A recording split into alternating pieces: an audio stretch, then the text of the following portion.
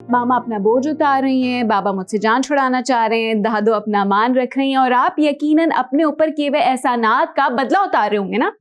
Very nice.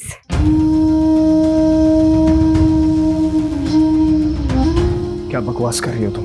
मैं बकवास ही कर, यकीनन आप लोग अपनी जगह पे मजबूर है इसलिए कुछ बोल नहीं सकते, लेकिन मैं तो एक बोझ की तरह हूँ ना, एक कंधे से उठाकर दूसरे कंधे पर फेंकी जा रही हूँ, लेकिन मैं ऐसा होने नहीं दूंगी। तुम्हारा दिमाग तो दुरुस्त है, फजूल बोले जा रही। मैं फजूल बकवास नहीं कर रही हूँ, मुझे हैरत हो रही है कि आप इतनी आसानी से कैसे मान गए। ओह वेट, बल्कि आपको तो मौका मिल गया जो मामू मुमानी ने आपके ऊपर एहसानात किए उसका बदला ले ले आप। अपनी बकवास बंद करो अली।